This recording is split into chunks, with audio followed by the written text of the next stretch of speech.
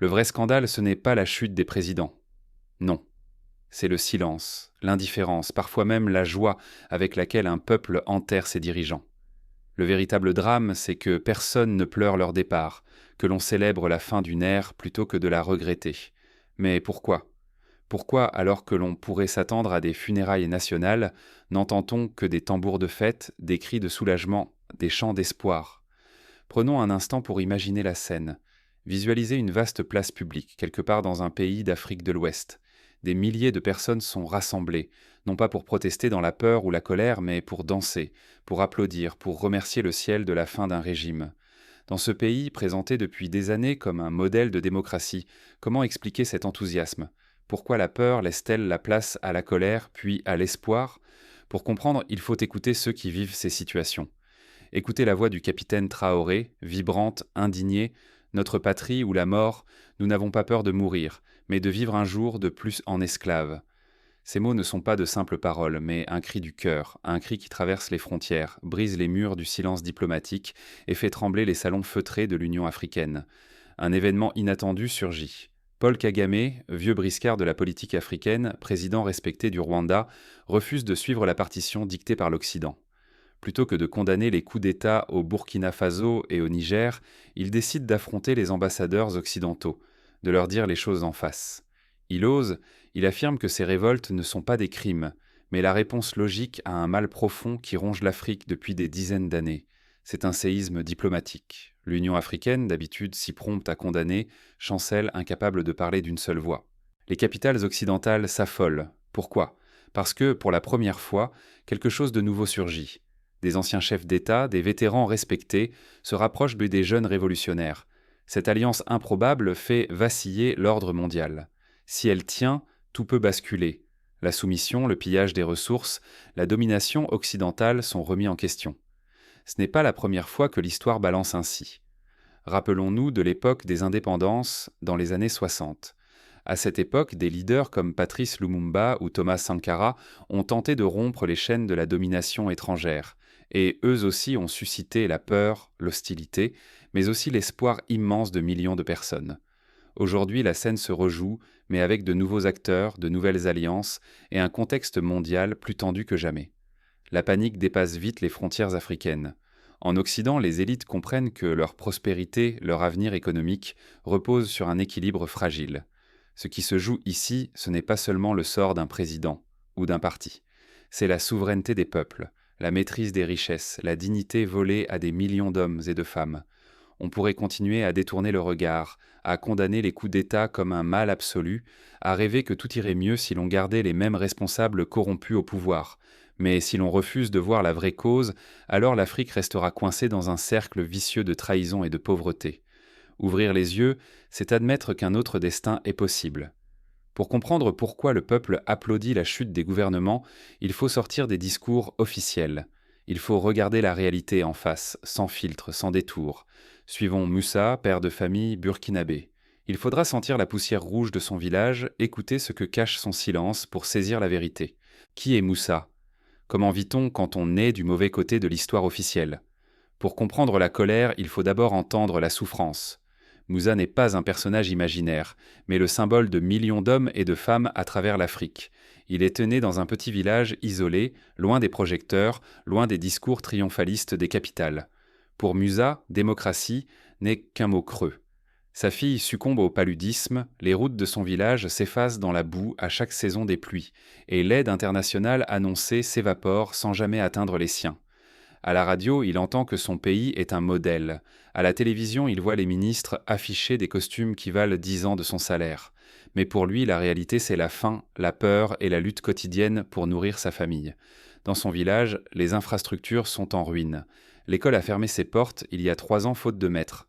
Le dispensaire, construit par une ONG il y a 15 ans, n'a plus de médicaments depuis des mois. L'eau potable est un luxe. Chaque matin, la femme de Moussa parcourt 5 kilomètres pour remplir un bidon. L'électricité, elle, n'a jamais atteint le rameau. Ce gouffre entre discours officiels et vie réelle ronge lentement la population. L'argent promis par les puissances occidentales disparaît dans les poches des élites corrompues. Dans les villages, il n'y a plus d'écoles, plus de centres de santé, plus d'espoir. Dans les villes, la colère gronde. Les palais des puissants s'élèvent, Les cortèges officiels s'allongent, mais sur les marchés, le riz manque et le prix du pain triple en une saison. Les fortunes obscènes de quelques privilégiés, tolérés par des partenaires étrangers indifférents, deviennent insupportables. Prenons l'exemple du Mali dans les années 2010. Malgré des milliards de dollars d'aide internationale, la majorité de la population vivait toujours sous le seuil de pauvreté. L'argent censé financer des écoles et des hôpitaux a été détourné pour acheter des villas à Paris ou à Dubaï. Les enfants de la capitale, Bamako, vendaient de l'eau en sachets dans les rues, pendant que les ministres envoyaient leurs propres enfants étudier en Europe ou aux États-Unis. Un matin, tout bascule. Ce n'est plus la voix lisse d'un ministre, mais celle d'un jeune capitaine. Il parle vrai, sans détour, promet la fin du pillage, jure que l'époque des voleurs est révolue. Moussa ressent autre chose que la résignation, un soulagement qui bientôt devient espoir. Dans la rue, on ne murmure plus par peur, mais on se rassemble, ivre d'une folle certitude que la justice et la dignité peuvent enfin revenir. Dans l'histoire, on retrouve ce scénario ailleurs. Souvenez-vous du printemps arabe en 2011. En Tunisie, en Égypte, en Libye, des peuples se sont soulevés contre des régimes corrompus. Partout, la chute des dirigeants a provoqué des scènes de liesse populaire, alors même que l'Occident, inquiet pour ses intérêts, dénonçait le chaos. À Paris, à Washington, c'est la panique. On crie à la crise, on menace de sanctions, on parle de rupture démocratique. Mais pour Moussa, ce n'est pas une crise, c'est une libération. La véritable crise, c'était d'endurer en silence pendant que d'autres s'enrichissaient déguisant leur rapacité derrière le mot démocratie.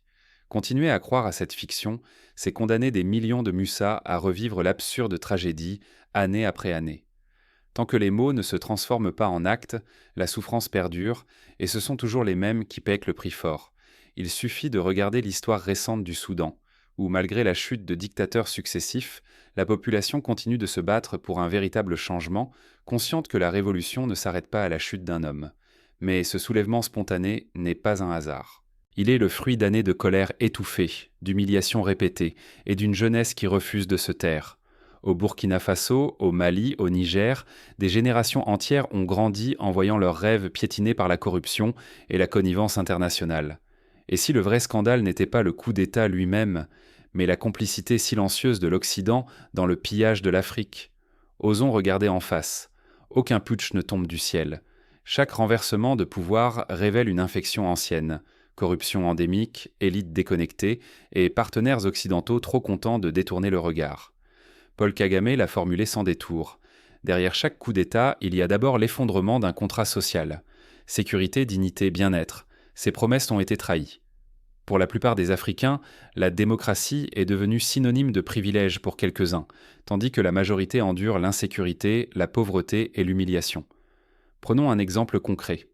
En République démocratique du Congo, les élections se succèdent, mais les conditions de vie restent inchangées pour la majorité. Les contrats miniers, signés dans la plus grande opacité, enrichissent quelques familles et des multinationales occidentales, pendant que la population manque d'eau potable et d'électricité. À chaque nouvelle promesse électorale, l'espoir se transforme en amertume. Imaginez un couvreur malhonnête, même avec un contrat, si chaque pluie transforme votre maison en marécage et que votre argent finance sa villa à l'étranger, pourquoi continuer à le payer? Voilà le raisonnement appliqué aux dirigeants corrompus. C'est ainsi que la chute de certains présidents est accueillie par des applaudissements, et non par la peur. Le scandale ne connaît pas de frontières. Voilà le mensonge du cobalt. L'Occident vante la démocratie, mais ferme les yeux quand des autocrates signent de juteux contrats miniers. Ce qui compte vraiment, ce n'est pas la morale, mais l'accès aux ressources. Tant que l'or, l'uranium ou le cobalt alimentent l'Europe et l'Amérique du Nord, tout va bien. Les urnes importent peu tant que le pipeline ne tarit pas. Regardez cette image. Pendant que des enfants parcourent des kilomètres à pied pour aller à l'école, pendant que des mères cherchent un hôpital ouvert, des dirigeants africains achètent des châteaux à Paris, des appartements à Londres ou des villas sur la Côte d'Azur. Ce sont les fruits du détournement, exhibés sans honte, avec la bénédiction des institutions internationales. Prenons l'exemple du Gabon, où la famille Bongo a régné pendant plus de 50 ans. Malgré une richesse pétrolière immense, la majorité de la population vit dans la précarité. Les fonds publics, au lieu de financer l'éducation ou la santé, ont servi à acquérir des biens immobiliers de luxe en France. Ce scandale révélé par la presse internationale n'a jamais entraîné de sanctions sérieuses. Un pipeline invisible relie chaque mine d'Afrique aux banques de l'Occident. Les démocraties occidentales, fermant les yeux, négocient, encouragent même ce système car il alimente leur prospérité. Mais le prix, c'est une Afrique appauvrie, méprisée, piégée dans un cycle sans fin. Dès qu'un jeune officier ose fermer ce robinet, il est aussitôt diabolisé. En une nuit, il passe d'espoir à terroriste ou dictateur, simplement parce qu'il menace la chaîne d'approvisionnement mondiale. Voici l'hypocrisie. La morale n'a de valeur que si elle ne heurte pas les intérêts vitaux de l'Occident. L'histoire regorge d'exemples similaires. Lorsque Patrice Lumumba a tenté de récupérer le contrôle des ressources du Congo, il a été assassiné, avec la complicité de puissances étrangères soucieuses de préserver l'accès au cuivre et à l'uranium congolais. De la même façon, Thomas Sankara, au Burkina Faso, a payé de sa vie sa volonté de rompre avec la dépendance et la corruption. Fermer les yeux sur ce système, c'est accepter le vol de générations entières. C'est sacrifier la souveraineté, la dignité et l'avenir de millions de personnes sur l'autel du confort occidental. Mais ce système n'est plus invisible pour tous. Une nouvelle génération africaine refuse désormais de se taire. Sur les réseaux sociaux, dans les universités, dans les rues des grandes villes, la contestation monte. Les jeunes refusent les compromis, réclament la transparence, exigent la fin de l'impunité. Quand l'Afrique éternue, l'Occident tremble, mais aujourd'hui, la fièvre pourrait bien tout emporter sur son passage. La crise n'est plus locale, elle est mondiale. Le moindre soubresaut à Ouagadougou ou à Niamey fait vaciller les marchés financiers à Paris ou à New York. Ce qui se joue n'est pas un simple soubresaut local. Partout, les coups d'État s'enchaînent, semant la panique dans les capitales occidentales. Les alliances d'hier s'effritent, les certitudes vacillent, et la carte du monde se redessine en temps réel. Derrière les portes closes, une vérité longtemps occultée explose. La prospérité occidentale tient sur le bon vouloir africain. Sans le cobalt arraché aux mines congolaises, impossible d'alimenter les batteries des voitures électriques européennes. Sans l'uranium nigérien, les centrales françaises s'arrêtent. Sans l'or africain, la confiance s'effrite sur les marchés mondiaux. Cette dépendance, niée pendant des décennies, éclate désormais au grand jour. Imaginez un instant, l'Afrique décide de former un cartel de ses ressources naturelles à l'image de l'OPEP pour le pétrole. Les dirigeants africains, pour la première fois, réclament un prix juste, ou pire, acceptent de vendre en yuan ou en roubles, brisant la suprématie du dollar. Pour l'Occident, ce serait un séisme, une onde de choc capable de fissurer la façade de prospérité bâtie depuis des siècles. Face à cette audace, l'Occident réagit par la sanction. Mais ces menaces, censées dissuader, se retournent contre leurs auteurs. Privées d'accès, les économies occidentales chancellent. Pendant ce temps, la Russie et la Chine s'empressent de courtiser une Afrique en pleine renaissance. L'équilibre mondial vacille à une vitesse inédite. La crise du pétrole dans les années 70 offre un parallèle frappant. Lorsque les pays de l'OPEP ont augmenté les prix et limité les exportations, l'Occident a connu une récession majeure, des pénuries, une inflation galopante. Imaginez l'effet d'un cartel africain sur l'uranium, le cobalt ou le coltan, aujourd'hui essentiel aux technologies de pointe. Mais la véritable rupture ne se joue pas seulement dans les chancelleries. Elle naît dans la rue, sur les réseaux sociaux, dans la tête d'une jeunesse africaine qui refuse le silence et la peur. Informée, connectée, elle ne croit plus aux promesses creuses. Le cycle de l'obéissance aveugle est brisé. Pour la première fois, une génération ose dire non, réclame sa souveraineté, rêve à voix haute d'un avenir qui lui appartient enfin. Au Sénégal, lors des manifestations contre le troisième mandat présidentiel, des milliers de jeunes ont bravé la répression pour exiger le respect de la Constitution. Au Nigeria, le mouvement R&SARS a montré la puissance d'une mobilisation numérique et populaire capable d'imposer le débat jusque dans les instances internationales. L'Occident fait face à une double menace, la perte de son influence et la fragilisation directe de sa prospérité. Si rien ne change, la facture sera lourde, destruction d'emplois, explosion des prix, fin de la domination mondiale. Un bouleversement s'impose, non plus comme choix, mais comme condition de survie. Mais le vent du changement ne souffle pas sans résistance. Au cœur de la tempête, chacun doit choisir son camp. Ceux qui s'accrochent au passé risquent d'être balayés par la vague du renouveau. Vous aspirez à la stabilité ? Alors il faut commencer par respecter la dignité et la souveraineté de chaque peuple. Tant que les Africains seront considérés comme des sujets à administrer et non comme des partenaires à écouter, aucune paix durable ne pourra naître. Paul Kagame l'a affirmé clairement. Seule la bonne gouvernance empêche durablement les coups d'État. Ni les discours, ni les sanctions, ni les promesses d'aide ne suffisent lorsque la confiance populaire est trahie, que la justice demeure silencieuse et que les richesses continuent de s'évaporer. N'accusons pas ceux qui osent se dresser. Si les nouveaux militaires au pouvoir reproduisent les mêmes erreurs, ils seront, eux aussi, renversés. Nul ne possède la légitimité pour l'éternité. Elle s'obtient, elle ne se transmet pas comme un héritage. La révolution n'est pas un éclair isolé, c'est une route. Il y a l'éveil, il y a la tempête, il y a l'espoir de renaissance. Ce chemin est long, imprévisible, souvent douloureux, mais il est le prix à payer pour sortir du mensonge et de la servitude. Ce qui se joue dépasse largement l'Afrique. Il s'agit d'un appel mondial à la solidarité, à la vérité, au refus de l'hypocrisie institutionnalisée. Les Occidentaux ne peuvent de plus condamner d'une main ce qu'ils entretiennent de l'autre. Le temps du double jeu est révolu. La responsabilité individuelle est immense. Chaque citoyen, chaque spectateur, ici ou ailleurs, devient témoin et acteur du changement possible. Se dire neutre, c'est choisir le camp du statu quo. S'informer, prendre la parole, refuser la propagande, c'est déjà résister.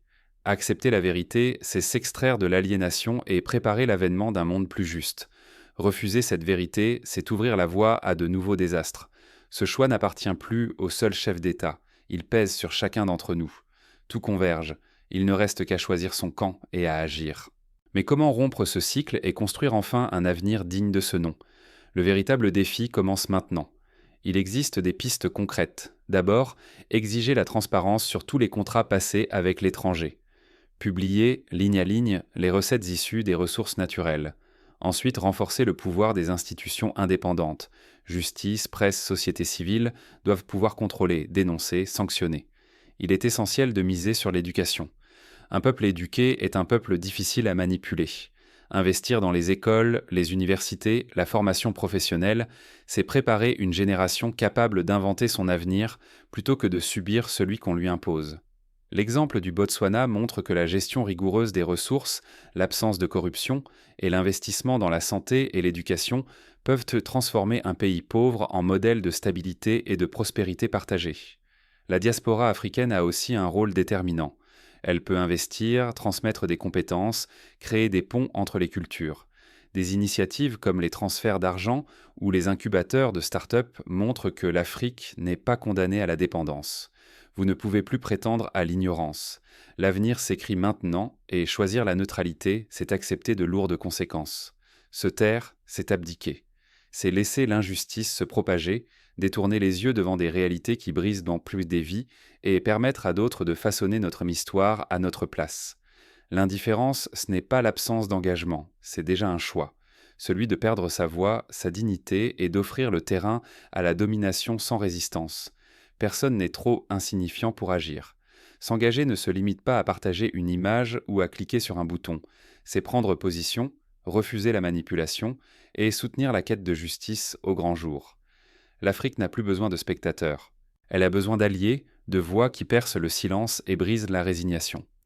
L'enjeu dépasse les frontières. Il s'agit de la souveraineté de peuples entiers, du contrôle des ressources vitales et de la possibilité d'un nouvel équilibre mondial. Perdre ce combat, c'est accepter la misère organisée, la dépendance sans fin et l'effacement de tout espoir de renaissance. Mais se lever, c'est reprendre sa place dans l'histoire, restaurer la dignité volée et bâtir une prospérité solide. Ce n'est plus l'heure des demi-mesures. S'engager aujourd'hui, c'est peser sur le destin de millions de vies. C'est refuser une démocratie de façade imposée de l'extérieur. Alors posez-vous la question, que retiendra l'histoire de votre génération ? Sera-t-elle celle des indifférents ou celle de ceux qui ont défendu la justice, coûte que coûte ? Le monde regarde. L'Afrique s'éveille. Désormais, la véritable question n'est plus si le changement viendra, mais de quel côté de l'histoire vous choisirez d'être. N'ayez pas peur de choisir. L'histoire ne se souvient pas des neutres. Elle célèbre ceux qui, au cœur de la tempête, ont refusé de se taire. À vous d'écrire la suite.